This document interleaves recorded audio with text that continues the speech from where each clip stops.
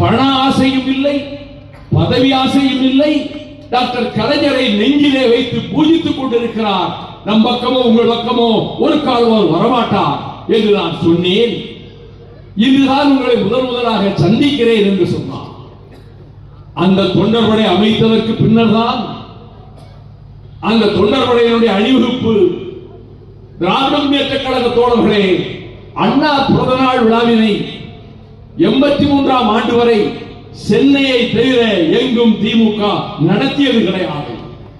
நான் டாக்டர் கலைஞரிடம் போய் சொன்னேன், சென்னையிலேயே ஆண்டுதோறும் அண்ணா பிறந்த நாள் விழா நடத்துகிறீர்கள், இந்த ஆண்டு எங்கள் பழனியாற்றங்கரைக்கு வாருங்கள்.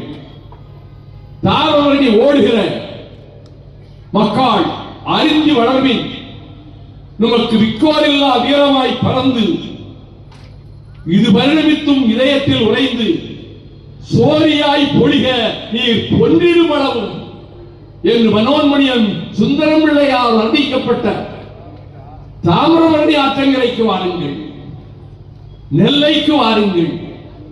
தொண்டர் படையை நான் தயார் செய்து வைத்திருக்கிறேன், பயிற்சியும் கொடுத்துக் கொண்டிருக்கிறேன்.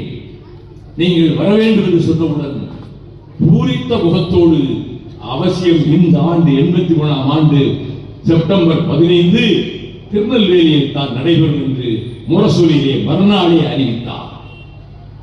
நான் பயிற்சி கொடுக்க ஆரம்பித்தேன். இந்த தொண்டர் படையினர் 330 பேருக்கு. அதில் ஒரே ஒரு கிராமம் மருகால்குறிச்சியை சேர்ந்த 48 இளைஞர்கள் அங்கே அதில் கலந்திருந்தார்கள்.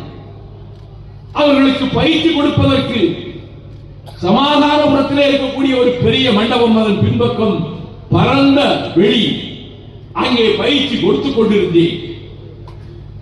5 பேர் ராணுவத்திலே இருந்து ஓய்வு பெற்றவர்களை கொண்டு வந்து அவர்கள் மூலமாக அவர்களுக்கு பயிற்சி கொடுத்துக் கொண்டிருந்தேன்.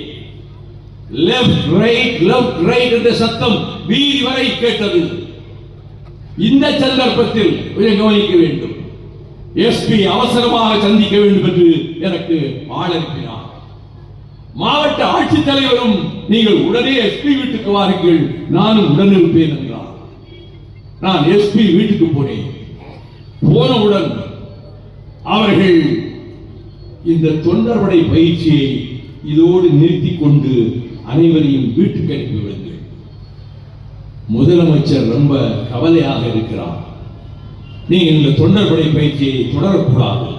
ஏன் தொடரக்கூடாது? RSS லத்தி கம்புகளை தூக்கிக் கொண்டு தெரு தெருவாக பயிற்சி பெறுகிறார்களே, அதை தடுத்து விட்டீர்களா? தடுத்து விட்டதா இந்த அரசு?